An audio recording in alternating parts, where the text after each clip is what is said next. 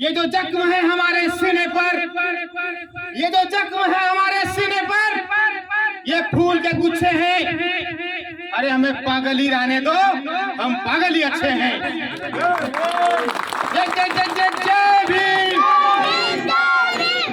साथियों, आज आपके गांव के अंदर हमें क्रांतिकारी मंच करने का साझा एक अवसर मिला। इसके लिए अजीत भाई, संजय भाई का बहुत बहुत धन्यवाद। और बहुत खुशी की बात है कि मातृशक्ति युवा और वृद्ध पुरुषों के बराबर मौजूद है, क्योंकि गौतम बुद्ध जी ने सभी महिलाओं को अपना गुरु माना था। उन्होंने कहा था कि कोई भी देश, कोई भी धर्म जब तक तरक्की नहीं करेगा, जब तक महिलाएं शक्तिवान नहीं होंगी, पढ़ी लिखी नहीं होंगी। साथियों, भीमराव अंबेडकर जी जिस समय उनके संविधान की बात होती है, उनके संघर्ष की बात होती है, उनके विचारों की बात होती है, तो हमें महसूस होता है जैसे वो आज हमारे बीच में मौजूद हैं। अंबेडकर साहब ने कोलंबिया यूनिवर्सिटी में जाकर पीएचडी की डिग्री धारण की। इंग्लैंड में पढ़ने के लिए गए। कोलंबिया यूनिवर्सिटी में आज भी उनकी आत्मकथा वेटिंग फॉर वीजा, ये उसका नाम है। आज भी अमेरिका में कोलंबिया यूनिवर्सिटी में यहाँ उनकी आत्मकथा एक किताब है, छोटी सी, उसको इसको बंदी कर दो। इतने अभी नहीं छोड़ दो, बड़े सब ये बाद में वेटिंग फॉर वीजा किताब कोलंबिया में आज भी वहाँ के बच्चों को पढ़ाई जाती है। बाबा साहब ने क्या क्या संघर्ष किया, क्या क्या उनके सामने समस्याएं आई, इन सब का बखान वहाँ पर किया जाता है। और पूरी दुनिया में जितना सम्मान और जितनी मूर्तियां हमारे बाबा साहब की हैं, उतनी मूर्तियां किसी की भी नहीं है। साथियों, लेनिन जो मार्क्सवाद के विचारक और समाजवाद के विचारक रहे हैं, लंदन के अंदर लेनिन की मूर्ति लगाई गई है। पूरी दुनिया में अकेले हमारा अम्बेडकर साहब हैं जिनकी मूर्ति लेनिन के साथ लगाई जाती है।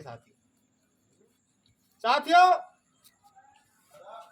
आज हम जब अपने समाज पर, अपने पिछड़े, दलित, वंचित, शोषित समाज पर जब हम निगाह डालते हैं, तो हमें लगता है कि आज हम उनके बताए मार्ग से भटक चुके हैं।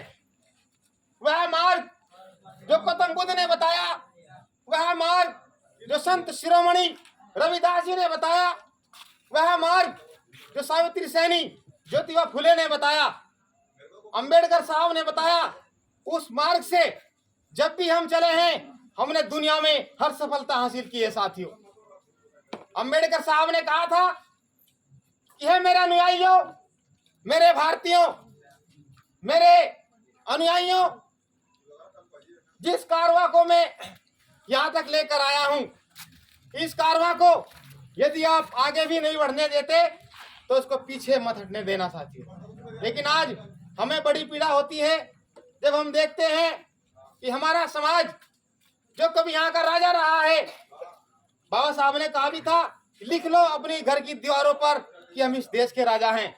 लेकिन आज में वागीश कश्यप बौद्धिस्ट कहता है कि लिख लो अपने दिलो दिमाग की दीवारों पर, लिख लो अपने दिलो दिमाग की दीवारों पर, हम इस देश के शासक हैं, हम इस देश के राजा हैं। एक मैं आपको कहानी बताऊं, जिस समय जंगल के अंदर शेर से एक क्वेश्चन किया गया कि अरे भैया, ऊंट आपसे ऊंचा है, हाथी आपसे बड़ा है, आप भी इस जंगल के राजा क्यों हो, ऐसा क्यों है?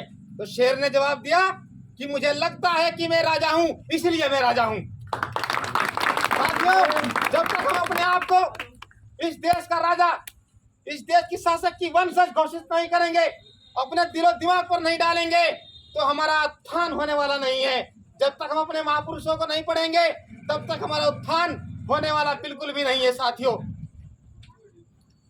आदरणीय भगत सिंह जी जिस समय जेल में अपनी जेल डायरी लिख रहे थे, तो उन्होंने जेल डायरी में मौजूद शब्द है साथियों, उन्होंने कहा था कि अगर मैं फांसी से बचा तो मैं अपना सारा का सारा जीवन अंबेडकर साहब के मिशन में लगाऊंगा। ये भगत सिंह जी के जेल डायरी के शब्द हैं साथियों। भगत सिंह जी अपने आप में क्रांतिकारी विचारधारा थे, उनकी विचारधारा अंबेडकर साहब से हूबहू मिलती थी साथियों। उनके बारे में बस बताया जाता है कि हमारे लिए शहीद हुए, हमारे लिए वो मर गए, लेकिन ऐसा नहीं है। वो कहते थे कि अंग्रेज हमारे नकली दुश्मन है, अंग्रेज हमारे नकली दुश्मन है, असली दुश्मन तो हमारे अपने भारतीय हैं, जो अपने भारतीयों को ही, अपने भाई बहनों को ही गुलाम बनाकर रखते हैं, नीच बनाकर रखती हैं, जन्म से नीच कहते हैं, वो असली हमारे दुश्मन है। हमें उनसे लड़ाई लड़नी है साथी। ये बड़े सत्य है। और आप जिस समय भगत सिंह जी के ओजस्वी विचार पढ़ेंगे, तो आप कभी भी अपने जीवन में गलत निर्णय नहीं लेंगे। उन्होंने 2 लाइन लिखी थी साथियों, मैं देश के लिए मरना चाहता हूं, मैं देश के लिए फांसी का फंदा चूमना चाहता हूं, मैं दिखाना चाहता हूं देश को कि अपने देश के लिए क्रांतिकारी कैसे हंसते हुए फांसी पर चढ़ जाते हैं। भगत सिंह जी ने अपनी मां से वादा किया था, अपनी मां से वादा किया था कि मैं जब भी फांसी पर चढ़ूंगा तो इनकलाब जिंदाबाद का नारा लगाऊंगा। साथियों, सोढ़ी साहब का मकान सेंट्रल जेल जहां पर उनको फांसी हुई थी, उनके बिल्कुल बराबर में मकान है। वो लिखते हैं विदाउट फियर, किताब के अंदर वो डालते हैं, मेरी बहनों मेरी माताओं, वो लिखते हैं कि भगत सिंह की आवाज इतनी तेज थी उस समय कि इनकलाब जिंदाबाद का नारा मेरे घर तक आया था, मेरे घर में गूंजा था, मेरे कानों में गूंजा था, और आज भी वह नारा मेरे कानों में गूंज रहा है। साथियों, ये नारा हसरत मोहानी ने दिया था, मुस्लिम समाज के व्यक्ति थे हसरत मोहानी, उन्होंने दिया था इनकलाब जिंदाबाद। लेकिन इस नारे को फेमस किया था हमारे भगत सिंह जी ने।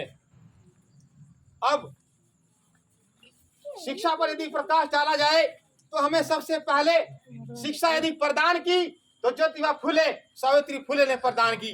मैं आपको बताऊं, ज्योतिबा फुले,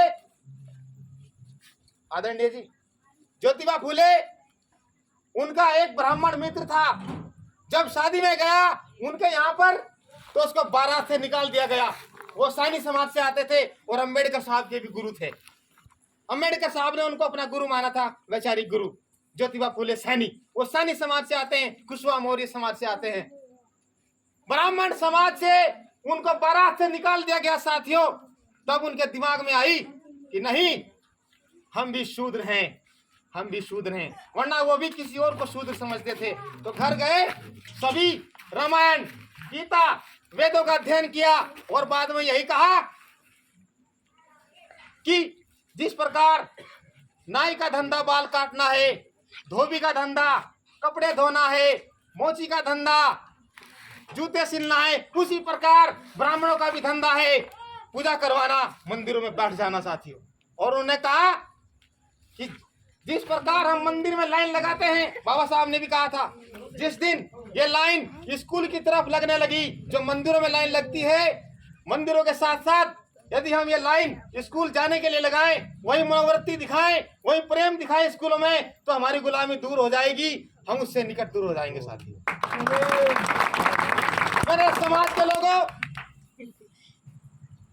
उनकी पत्नी सावित्री फुले सैनी, अब ध्यान से सुनना, सावित्री फुले सैनी जिस समय पढ़ाने जाया करती थी, खासकर लड़कियों के लिए, बालिकाओं के लिए पढ़ाने जाया करती थी, तो कुछ खराब मानसिकता के लोग, ब्राह्मण समाज के लोग, मैं सीधे सीधे कहता हूं, ब्राह्मण समाज के लोग जो हिस्ट्री में दर्ज हैं, कथित, वैसे तो ब्राह्मण बाबा साहब के साथ भी थे, वो अच्छे ब्राह्मण थे, ज्योतिबा फुले के साथ भी थे, वो अच्छे ब्राह्मण थे, लेकिन कुछ मानसिकता के खराब वाले पाखंडवादी ब्राह्मणों ने उनके ऊपर लैट्रिन तक फेंकी, डले, कंकड़, पत्थर, कीचड़ तक फेंके गए। वो रोती हुई आती है कि हे मेरे पतिदेव, मैं क्या करूं? जब मैं पढ़ाने जाती हूं तो मेरे ऊपर मल फेंका जाता है, कीचड़ फेंका जाता है। तो आप ज्योतिबा फुले सैनिक का जज्बा देखिए, गरीब लोगों को पढ़ाने के लिए, गरीब लोगों को पढ़ाने के लिए आप उनका जज्बा देखिए। उन्होंने कहा कि हे भारिया, हे पत्नी, आप घबराओ मत, एक साड़ी आप थैले में लेकर जाओ, एक साड़ी पहन कर जाओ। जो साड़ी गंदी होगी मल से उसको स्कूल में जाकर धोना, और जो थैले में होगी वो पहनना। साथियों, ब्राह्मण समाज ने उनको पढ़ाने का स्थान नहीं दिया। उनके बाप ने खुद ज्योतिबा फुले को घर से बाहर निकाल दिया। उन्होंने कहा आपको घर चाहिए या पढ़ाना चाहिए? उन्होंने कहा कि नहीं, मैं पढ़ाऊंगा, मुझे घर नहीं चाहिए। मुस्लिम समाज के क्रांतिकारी साथी उस्मान शेख, उनकी बहन फातिमा शेख ने अपना घर दिया पढ़ाने के लिए कि आप पेड़ के नीचे क्यों पढ़ाते हो, हाँ हमारे घर में पढ़ाइए। आज भी घर मौजूद है पुणे के अंदर। साथियों, मुस्लिम समाज का जो योगदान है वो अस्मरणीय रहेगा।